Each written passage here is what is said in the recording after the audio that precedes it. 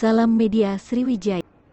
Setelah melalui proses penandatanganan Perjanjian Kerjasama PKS Pengolahan Sampah Menjadi Energi Listrik (PSEL) Kota Palembang bersama pihak ketiga akhirnya resmi dilakukan dengan disaksikan langsung oleh Menteri Koordinator Bidang Kemaritiman dan Investasi, Luhut Binsar Panjaitan.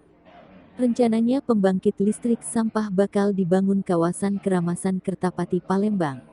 Pembangkit listrik sampah yang memanfaatkan sampah tempat pembuangan akhir (TPA) Keramasan ini mampu menghasilkan 20 megawatt energi listrik untuk setiap 1000 kg atau 1 ton sampah rumah tangga.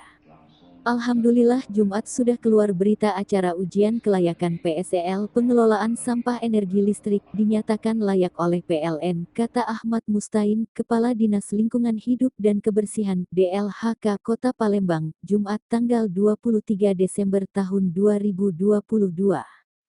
Sekarang lagi proses penyusunan AMDAL di Kementerian DLHK, diperkirakan AMDALnya selesai di bulan Maret tahun 2023. Selanjutnya proses pembahasan PBG persetujuan bangunan gedung, tutur Mustain saat dikonfirmasi karena sampah jadi listrik belum jadi.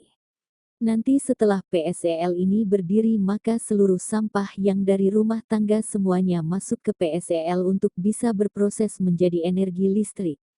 Mudah-mudahan sesuai dengan rencana groundbreaking-nya di bulan Mei tahun 2023 dan mulai beroperasional di Desember tahun 2024, ucapnya.